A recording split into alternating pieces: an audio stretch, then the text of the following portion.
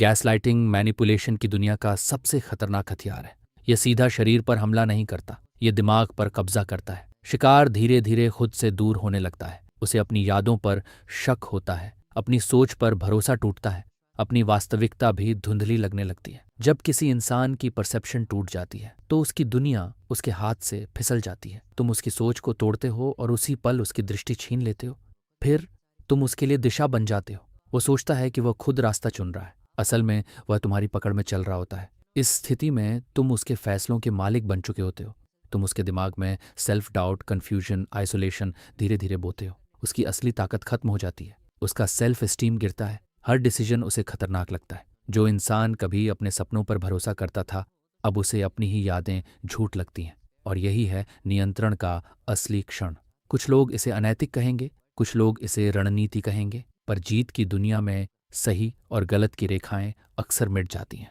जैसे कोई तार जिसमें करंट हो या ना हो, पर दिखता वही है।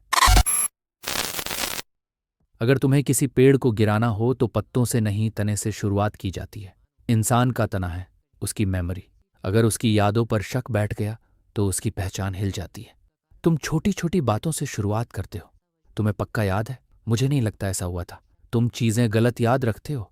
धीरे धीरे उसे लगने लगता है कि उसकी मेमोरी भरोसे लायक नहीं, और इंसान अपनी यादों से ज्यादा दूसरों की राय पर भरोसा करता है। यहीं तुम अंदर प्रवेश करते हो।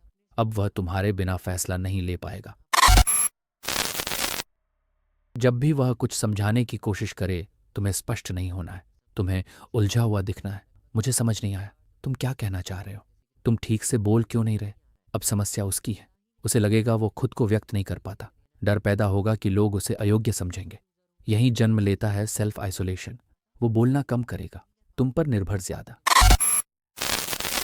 जब वह टूटकर तुम्हारे पास लौटे, तुम सहानुभूति नहीं दोगे, तुम विक्टिम बन जाओगे। उसे महसूस कराओगे कि असली दुख तुम्हारा है। मैं भी इंसान हूं, मेरी भी फीलिंग्स हैं। तुम सिर्फ खुद को देखते हो। अब उसका नैतिक ढांचा हिलता है। वो खुद पर सवाल उठाता है, क्या मैं गलत हूं? क्या मैं सेल्फिश हूं? और जो इंसान खुद को दोषी मान ले, उसे मोड़ना आसान हो जाता है। आइडेंटिटी प्रेशर, मजाक में किए गए वार सबसे गहरे जाते हैं।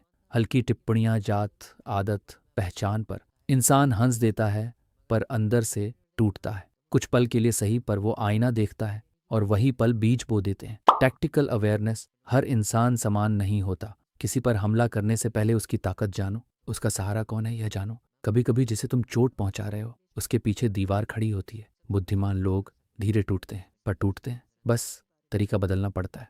गैस लाइटिंग एक साइकोलॉजिकल वेपन है। गलत हाथों में यह विनाश है। वार्निंग, कुछ लोग इस कला का उपयोग बिना पछतावे करते हैं। उन्हें फर्क नहीं पड़ता कौन टूट रहा है। उनमें अक्सर नार्सिसिस्टिक ट्रेट्स पाए जाते हैं, अटेंशन की भूख, प्रशंसा की लत और एम्पैथी की कमी। लेकिन खतरनाक बात यह है, सामान्य लोग भी कूल दिखने के लिए इसे इस्तेमाल करते हैं, बिना समझे कि यह दिमाग तोड़ देता है।